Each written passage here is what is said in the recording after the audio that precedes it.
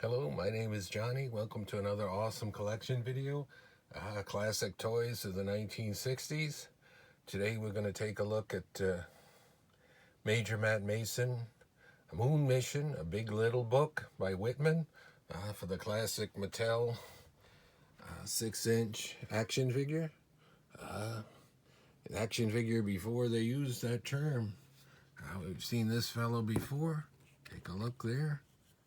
And people in the know of Matt Mason will know what we're looking at right there at his face.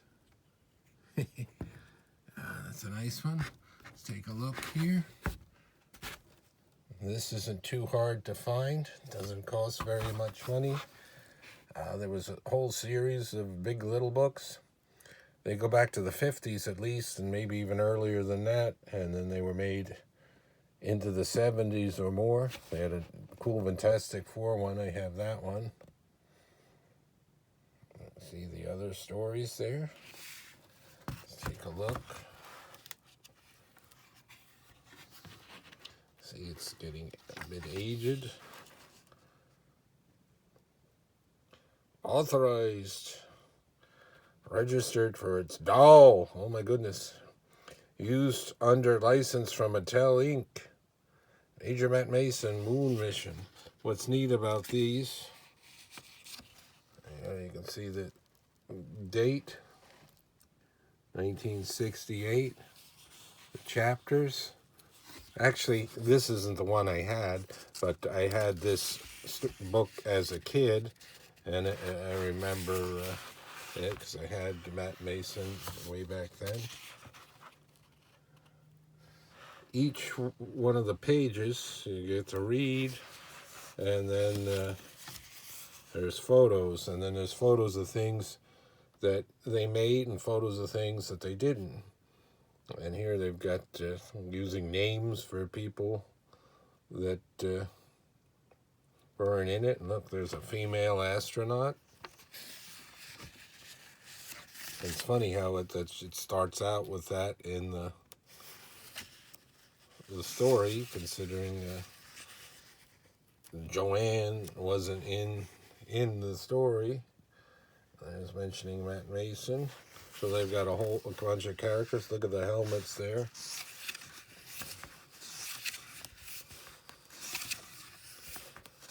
Get to the moon.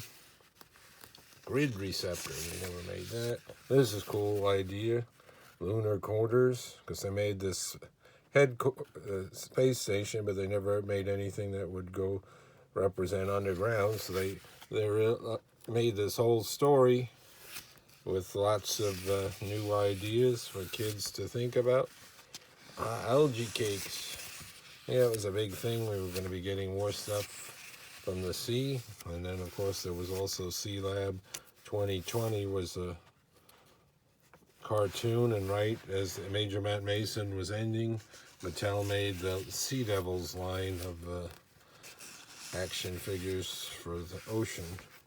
But there was only a little bit of that compared to Matt Mason. I'm going to start to show some vehicles in here, I believe.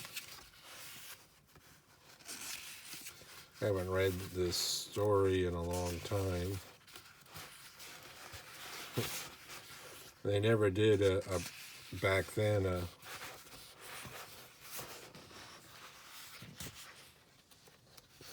comic book for it. Years later, they did. Somebody was claiming to have the rights to it, and they did something. They're finally something that they made. The Recano jet, always like that, and they even show where he looks through.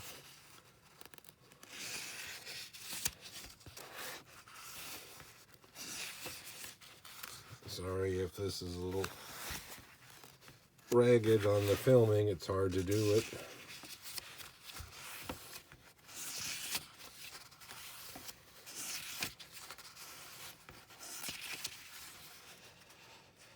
Something got busted in.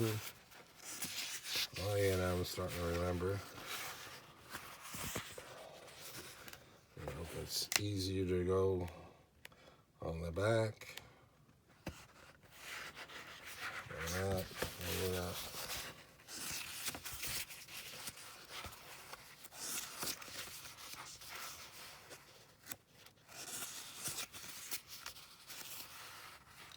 always had fun with the Matt Mason.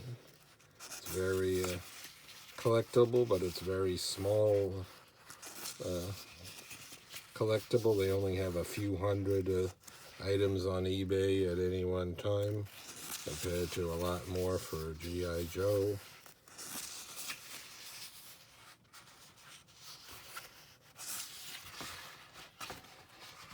And then they went all out with the marketing and the cross-referencing with, like, Whitman made the puzzles, 2 different kinds, and the coloring books and the press-out books.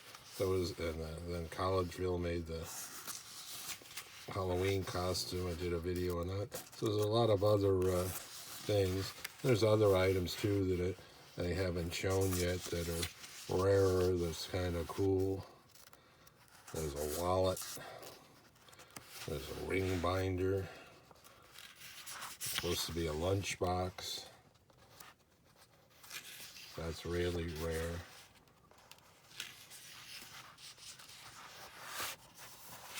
It doesn't look that exciting, but it was a fun story. There's the cat track, or lunar track, and that's the original artwork for it.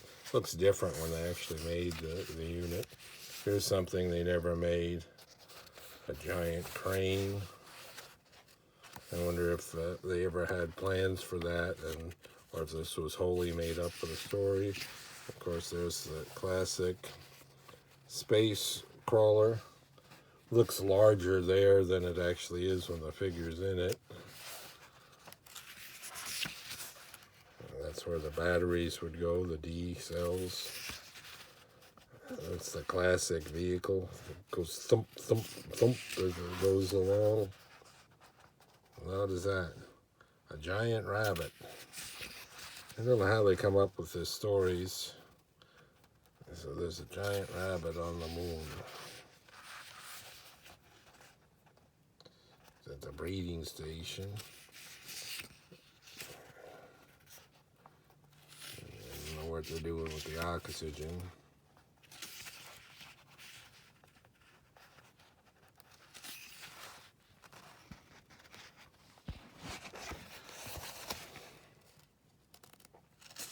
Hydroponic gardens. There was a neat movie. Always forget the name of it, in the late 60s, early 70s with Bruce Dern, where he's on, they've got some kind of little droids, Huey, Louie, and Dewey or something, and he's a guardian for a space garden.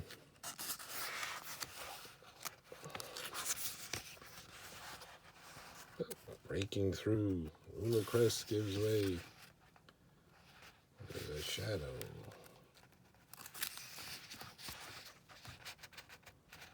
Examining the spacesuit.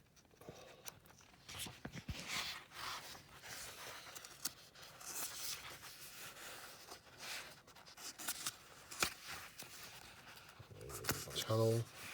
That was a good one. The Horta on Star Trek. It's a moonworm. Look at them in there.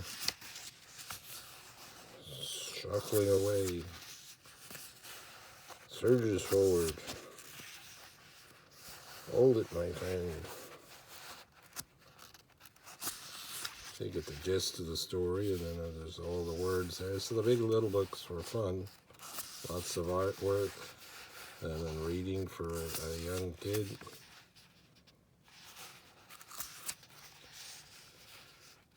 Wonder if they had continued it on past more into the 70s, if they would have added a female astronaut. Certainly they would have done that later on. But it's unusual that front and center in the story here. Let's see who we're not seeing. We're not seeing Callisto or Captain Laser, Scorpio.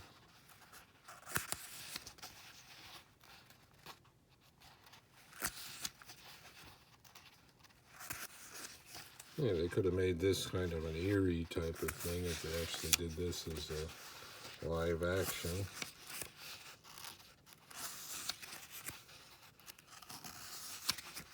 So this guy's running around as fight figure from the beginning. There's the Astro Track, that was new that year.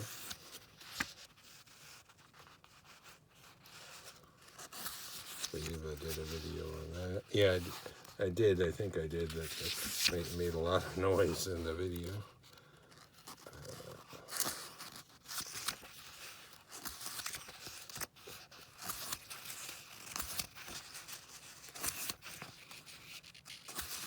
Fit back on.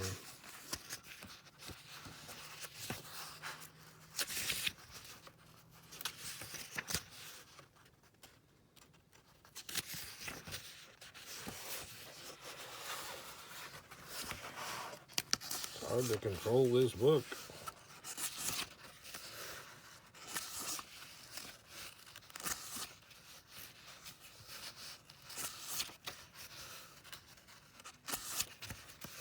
I'm getting there.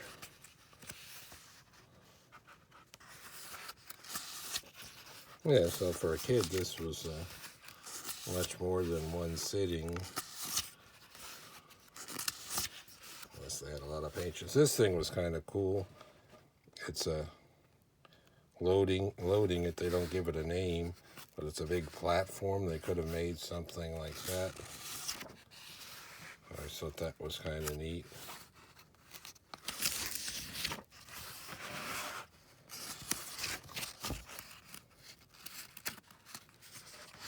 There was a giant rabbit movie called Night of the Lepus from 1972. It had Janet Leigh, Jamie Lee Curtis's mom, and I believe DeForest Kelley was in there, and from Star Trek, and some other folks. So that was the end. They wrap it up, listing more books. Whitman's. They had some other teenage books, or Big Little books. Big Adventures. Look at from lots of TV shows of the time. Garrison Guerrillas.